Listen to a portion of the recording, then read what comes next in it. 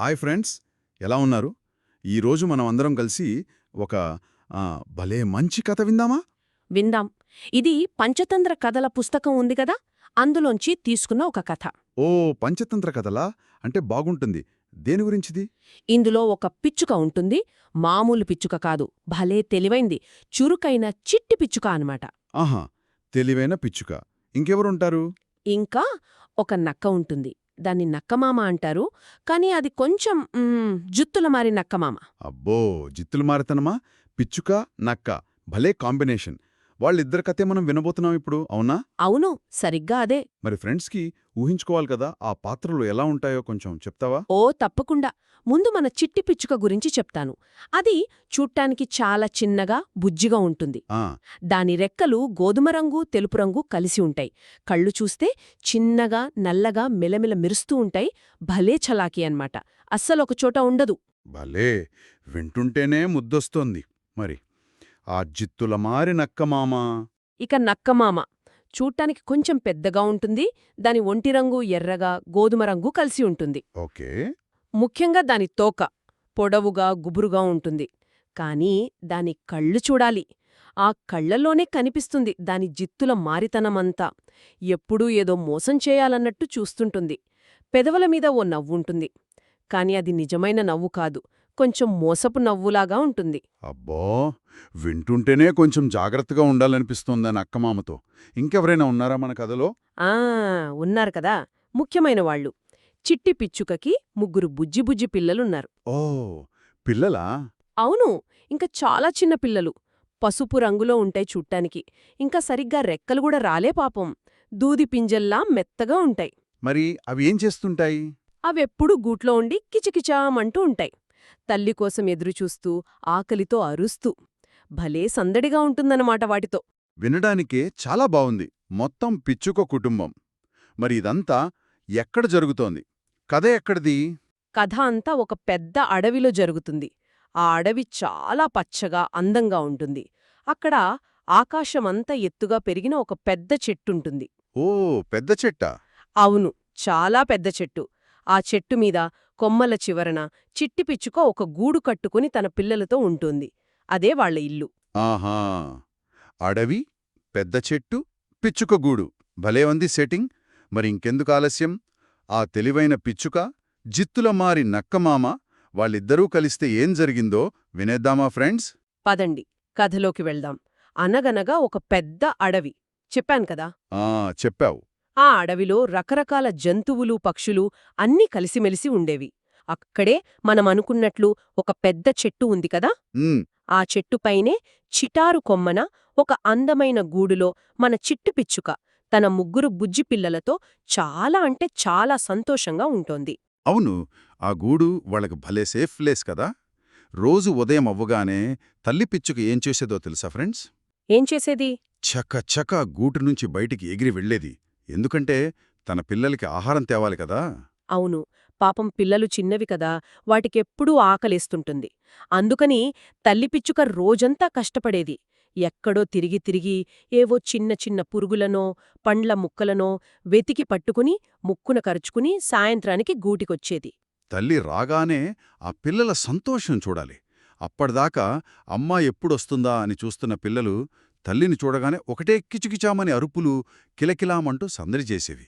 ఆ తల్లి తెచ్చిన తిండి కోసం ఒకరి మీద ఒకరు పడుతూ పోటీపడేవి.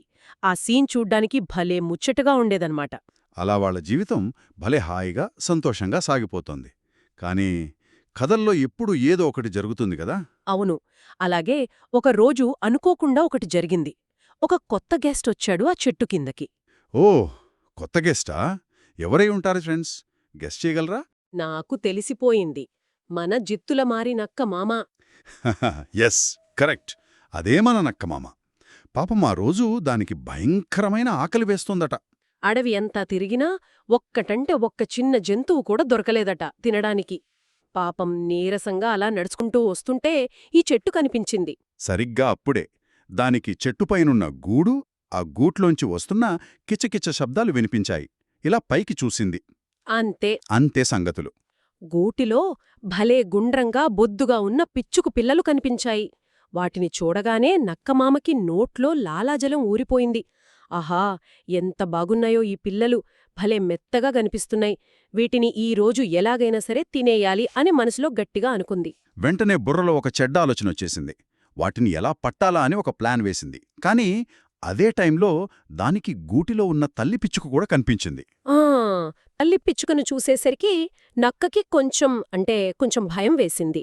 అయ్యో, ఈ పిచ్చుక మామూలుది కాదు, భలే తెలివైందని అడవిలంతా చెప్పుకుంటారు. ఇది నన్ను చూస్తే నా ప్లాన్ పసిగొట్టేస్తుందేమో. అని కొంచెం డౌట్ పడింది. కానీ కడుపులో ఆకలి మంట ఎక్కువగా ఉంది కదా, ఆ ఆకలి ముందు ఆ చిన్న భయం ఎగిరిపోయింది. ఇంకేముంది, ఫిక్స్ అయిపోయింది. నెమ్మదిగా అస్సలు శబ్దం చేయకుండా అడుగులో అడుగు వేసుకుంటూ చెట్టు మొదల దగ్గరకు వచ్చింది. వచ్చి పైకి చూస్తూ గొంతు సవరించుకుంది. ఎంతో నెమ్మదిగా మర్యాదగా పిలిచినట్టు నటించింది. ఓ పిచ్చుకమ్మా, పిచ్చుకమ్మా, ఒక్కసారి కిందకు చూడవా? అనంది. ఆ పిలుపు విని పిచ్చుక కిందకి చూసింది. నక్కను చూడగానే ఆశ్చర్యం వేసిందానికి. అరే, ఈ నక్క ఎప్పుడూ ఇటు రాదే, ఈరోజు కొత్తగా వచ్చిందేంటిక్కడికి అనుకుంది మనస్సులో. నక్క వెంటనే తన పని మొదలుపెట్టింది. పొగడటం స్టార్ట్ చేసింది. పిచ్చుకమ్మా, నీ పిల్లలు ఎంత బాగున్నారో తెలుసా, పైనుంచి చూస్తుంటే అచ్చం ఆకాశంలో నక్షత్రాలుంటాయి కదా, అలా మెరిసిపోతున్నారు అనంది. ఆ మాట వినగానే పిచ్చుకకి ఇంకా అనుమానం పెరిగిపోయింది. ఓహో, నక్షత్రాలతో పోలుస్తున్నాడా నన్ను నా పిల్లల్ని? ఈ నక్క ఏదో ఆశించే వచ్చినట్టుంది అని ఫిక్స్ అయిపోయింది. అయినా పైకి ఏమీ తెలియనట్టు నటించింది. ఏంటి నక్కమామా, అలా అంటున్నావు అని అడిగింది. నక్క ఇంకా అమాయకంగా ఫేస్ పెట్టి, నిజం పిచ్చుకమ్మా, అంత అందమైన పిల్లలు నీకు పుట్టారంటే నువ్వు కూడా ఎంతో దయగలదానివయ్యుంటావు, నాకు తెలుసులే. అందుకే నీ దగ్గరకొక చిన్న హెల్ప్ అడుగుదామని వచ్చాను, చేస్తావా ప్లీజ్ అనడిగింది. పిచ్చుకకి అర్థమవుతుంది నక్క డ్రామా అంతా. అయినా సరే చాలా జాగ్రత్తగా మాట్లాడింది. ఏంటో చెప్పు నక్కమామా, నా వల్ల ఏ పనైతే తప్పకుండా చేస్తానులే అంది. అప్పుడు స్టార్ట్ చేసింది నక్క తన అసలు యాక్టింగ్. కళ్లల్లో నీళ్లు తెచ్చుకున్నట్టు, గొంతు వణుకుతున్నట్టు నటిస్తూ, అయ్యో పిచ్చుకమ్మా, నా కష్టం ఎవరికి చెప్పుకోవాలి చెప్పు, నా ముద్దుల కొడుకున్నాడు గదా, వాడికి ఒంట్లో అస్సలు బాగాలేదు అని ఏడుపుముఖం పెట్టింది. పిచ్చుక ఆశ్చర్యంగా వింటోంది. ఏమైందా అని? నక్క కంటిన్యూ చేసింది. 3 రోజులయ్యింది పాపం, భయంకరమైన జ్వరంతో మంచం పట్టాడు. అలా మూలుగుతుంటే చూడలేకపోతున్నాను అని కళ్లనీళ్లు తుడుచుకున్నట్టు నటించింది. అయ్యో అనుకుంది పిచ్చుక. సరే అని డాక్టర్ దగ్గరికి తీసుకెళ్లాను. ఆయన అంతా చూసి ఒకటే మందు చెప్పాడు. ఏంటా మందు అన్నట్టు చూసింది పిచ్చుక. నక్క అంది. ఆ డాక్టర్ గారు ఏం చెప్పారంటే, నీ రెక్కలోంచి ఒకే ఒక్క చిన్న ఈక కావాలట. ఈక? అవును. ఆ ఈక తీసుకురావాలి, దానితో ఆయన ఏదో మందు తయారు చేస్తాడట. ఆ మందు వేస్తేనే నా బిడ్డకి జ్వరం తగ్గిపోతుందట, లేకపోతే వాడి ప్రాణాలకే ప్రమాదమట. దయచేసి నీ పిల్లలమీద ఉట్టు, నా పిల్లవాడి ప్రాణం కాపాడు పిచ్చుకమ్మ, నీ రెక్కలోంచి ఒకే ఒక్క ఈక ఇవ్వు అని భలే దీనంగా అడిగింది. అదంతా అబద్ధమే అని మనకు తెలుసు. అబ్బో, ఎంత బాగా నటిస్తుందా నక్క! నిజంగా ఎవరైనా చూస్తే అయ్యో పాపం అనుకుంటారు, దాని కొడుక్కి నిజంగానే బాగోలేదేమో అనుకుంటారు. కాని మన చిట్టి పిచ్చుక భలే తెలివైంది కదా. అవును, ఒక్క సెకండ్లో కనిపెట్టేసింది. నక్క మాటల్లోని మోసాన్ని ఇట్టే పట్టేసింది. ఓహో, ఇదా సంగతి! నా ఈక కావాలా? అది జ్వరానికి మందు చేయడానికా? నన్ను బయటకు రప్పించి అప్పుడు నా పిల్లల్ని పట్టేసుకుని తినేయాలని ప్లాన్ వేశావా నక్కమామా అని మొత్తం అర్థం చేసేసుకుంది. కాని బయటకు మాత్రం అస్సలు కంగారుపడలేదు, భయపడలేదు కూడా. అంతేకాదు, నవ్వింది కూడా. నక్కవైపు చూసి తను కూడా యాక్ట్ చేయడం మొదలుపెట్టింది. ఎంతో జాలిగా చూస్తున్నట్టు నటిస్తూ, ఓ నక్కమామా, అయ్యో పాపం, వింటుంటేనే నాకు చాలా బాధగా ఉంది నీ పిల్లవాడి గురించి. నా ఈకతో నీ బిడ్డ జ్వరం తగ్గుతుందంటే అంతకన్నా నాకు సంతోషం ఏముంటుంది, తప్పకుండా ఇస్తాను, నాకేం అభ్యంతరం లేదు. ఆ మాట వినగానే నక్కకి ఎంత ఆనందం వేసిందనుకున్నారు. మనసులో ఎగిరి గంతేసింది. హమ్మయ్య, పిచ్చుక నా మాటలు పూర్తిగా నమ్మేసింది. ఇంకేముంది, నా పని సగం అయిపోయినట్టే, ఈరోజు నా కడుపు నిండిపోతుంది అని భలే సంబరపడిపోయింది. కానీ పిచ్చుక ఇంకా మాట్లాడటం ఆపలేదు. తప్పకుండా నా ఈక ఇస్తాను నాకమామ, కాకపోతే నాదొక చిన్న కోరిక ఉంది, అది తీరుస్తావా? నువ్వు నాకోసం ఒక చిన్న పని చేసి పెట్టాలి అంది పిచ్చుక చాలా తెలివిగా. నక్కకి ఇంకా ఉత్సాహం పెరిగిపోయింది. ఓ, తప్పకుండా చేస్తాను పిచ్చుకమ్మా. నువ్వేది అడిగినా చేసి పెడతాను. అస్సలు ఆలోచించుకో. ముందు ఆ కోరికేంటో చెప్పు. అంది చాలా ఆత్రంగా. అప్పుడు చెప్పింది పిచ్చుక తన అసలు ప్లాన్. నువ్వు ముందుగా అదిగో అక్కడ దూరంగా ఒక కొండ కనిపిస్తోంది కదా అని చూపించింది. నక్క అటువైపు చూసింది. ఆ కనిపిస్తోంది. అంది నక్క. ఆ కొండమీద నక్షత్రపండు అని ఒక స్పెషల్ పండు దొరుకుతుంది. నక్షత్రపండ. అవును, అది మామూలు పండు కాదు, చాలా అరుదైనది. అంటే రేర్ ఫ్రూట్ అనమాట. దాని వాసన కూడా భలే ఉంటుంది. నువ్వు కొంచెం కష్టపడి ఆ కొండ ఎక్కి ఆ నక్షత్రపండు ఒక్కటి చాలు, ఒక్కటి తెచ్చి నాకివ్వు.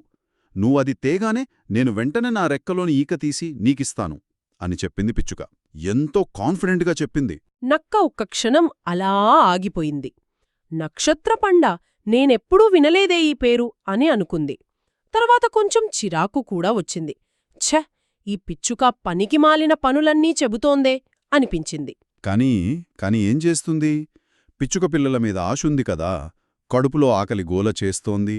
ఆ చిరాకుని పక్కకు నెట్టేసింది. ఓస్, ఇంతేనా పని? ఆ నక్షత్రపండే కదా, ఇదా నీ కోరిక? ఇప్పుడే చిటికిలో వెళ్ళి తీసుకొచ్చేస్తాండు అని గట్టిగా చెప్పేసి నక్క మామ స్పీడుగా ఆ కొండవైపు పరుగు మొదలుపెట్టింది. అసలా ఆ నక్షత్రపండు నిజంగా ఉందో లేదో కూడా ఆలోచించలేదు పాపం.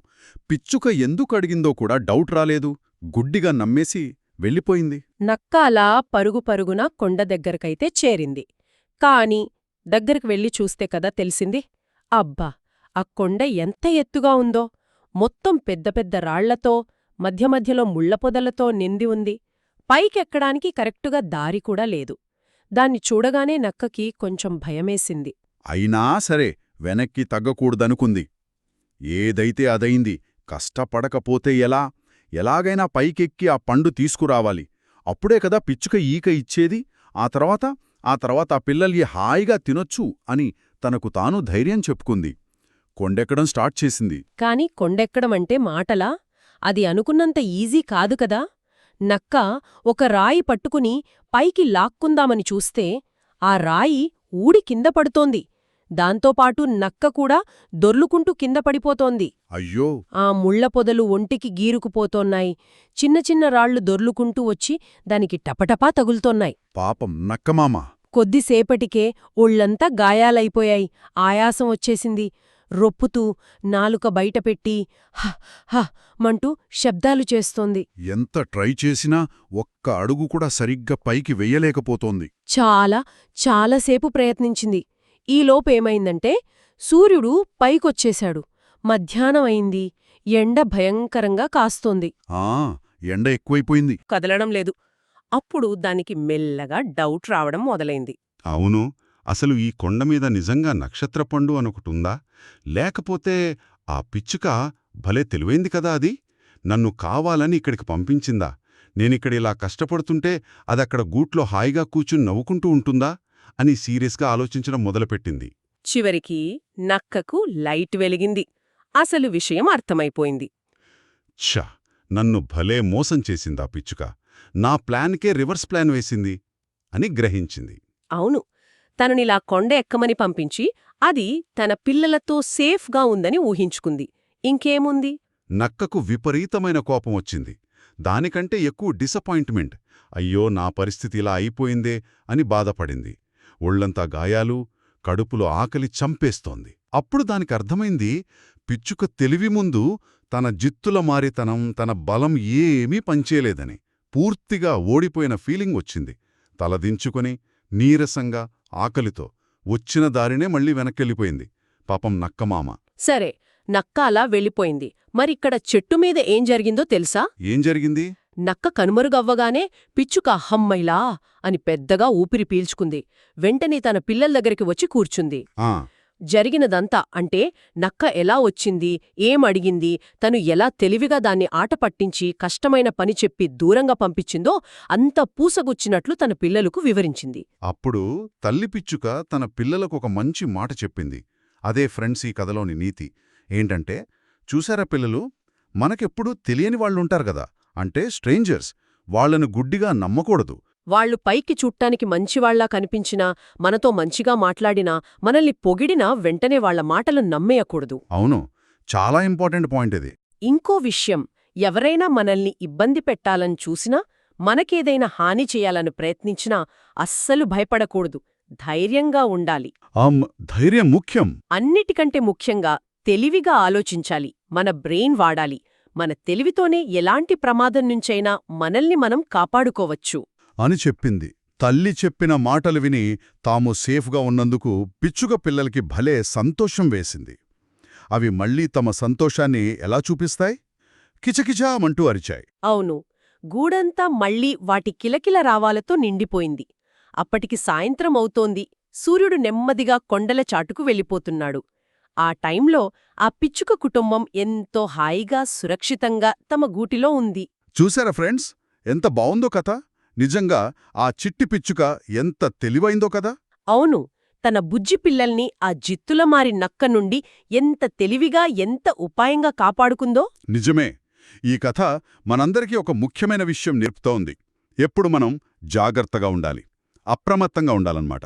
ఆ ఎవరైనా మనల్ని మోసం చేయాలని చూస్తే భయపడకూడదు, కూల్గా ఉండి తెలివిగా ఆలోచించాలి. అవును, తెలివి ఉంటే ఎలాంటి కష్టాన్నైనా ఎదుర్కోవచ్చు అని కూడా ఈ కథ మనకు చెబుతుంది కదా.